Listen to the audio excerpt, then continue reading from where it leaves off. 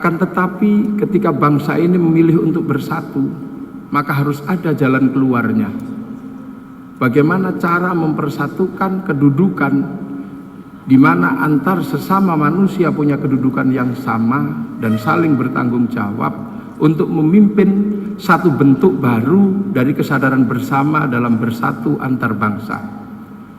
Maka pilihan pertama oleh pendiri bangsa adalah bagaimana mempersatukan itu. Hal ini mungkin karena dulu mayoritas Nusantara adalah kaum muslimin, maka pilihan pertama adalah mempersatukan dengan idiom-idiom Islam. Idiom itu diambil dari mana? Dari ajaran Rasulullah Muhammad SAW yang memperkenalkan konsep hidup bersama dan saling bertanggung jawab. Konsep itu disampaikan oleh Rasulullah, kullukum ra'in wa kullukum mas'ulun an ra'iyyati. Kalian sama pemimpin adalah saling bertanggung jawab. Yang memimpin bertanggung jawab kepada yang dipimpin juga bertanggung jawab kepada yang memimpin. Dalam konsep itu dikenal dengan konsep ra'iyyah, kullukum ra'in wa kullukum mas'ulun an ra'iyyati. Mempersatukan antara raja dan hamba, antara kawulo dan gusti dalam kedudukan yang sama, maka memilih konsep besar namanya konsep ra'iyyah. Konsep ra'iyyah ini dipilih dan diadaptasi menjadi bahasa Indonesia yang kemudian dibakukan menjadi bahasa rakyat.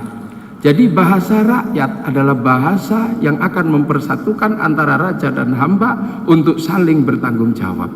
Dan satu-satunya bangsa muslim dunia yang sanggup mengambil konsep ra'iyyah untuk menyebut warga bangsanya hanya ulama-ulama Indonesia.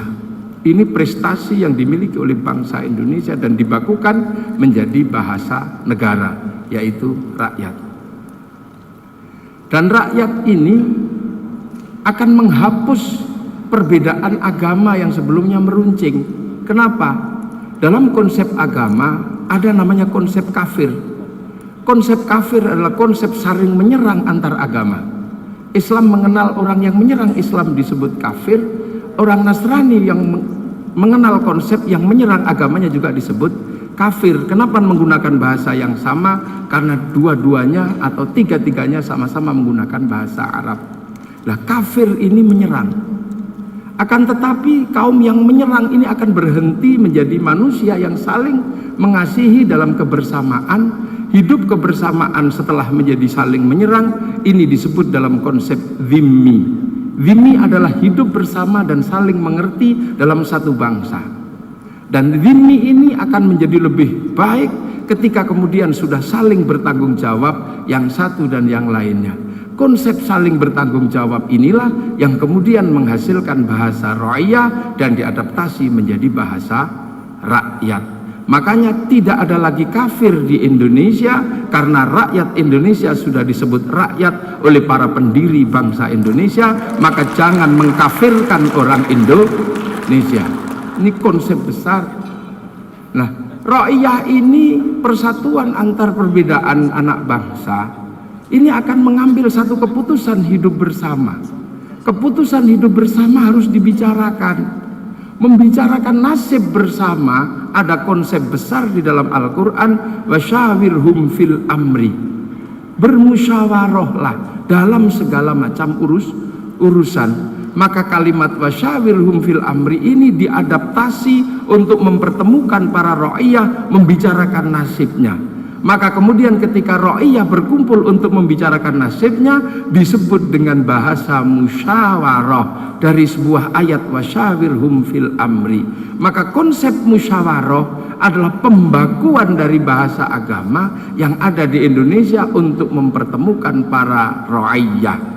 Jadi konsep ini menjadi konsep baku dan dilembagakan menjadi lembaga negara Republik Indonesia. Ini sebuah konsep besar, dan ketika dalam musyawarah, dalam wasyawir fil amri, orang tidak boleh saling emosi, saling marah, harus saling bertoleransi, harus saling pengertian, saling berbagi dan saling menghormati. Konsep itu dikenal dalam bahasa agama, tafassahu fil majalis fafsahu yafsakhillah. maka kemudian konsep tafassahu fil majalis, hidup dalam musyawarah yang saling mengerti dan bertanggung jawab, menghasilkan lembaga besar dalam lembaga yang namanya majelis. Rangkuman ra'iyah yang bermusyawarah dalam sebuah majelis, inilah yang akhirnya dikukuhkan dalam undang-undang menjadi Majelis Permusyawaratan Ra'iyah.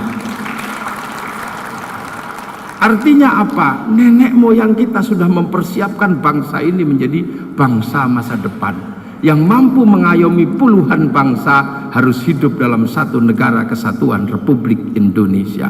Inilah konsep besar. Dan ketika dirubah menjadi ra'iyah, kita tidak pernah merasa marah. Yang hamba masih boleh bilang dirinya ambo, yang sahaya masih boleh bilang saya, yang kawulo masih boleh bilang kulo, yang abdi di Sunda masih boleh bilang abdi, yang pukulun masih boleh bilang ulun. Inilah kehebatan bangsa Indonesia, mempersiapkan puluhan bangsa agar tetap bersatu dalam satu negara kesatuan Republik Indonesia. Maka simbol-simbol kebersamaan ini ada di Indonesia. Makanya kemerdekaan Indonesia bukan sesuatu yang bisa kita pahami dengan pikiran yang sederhana.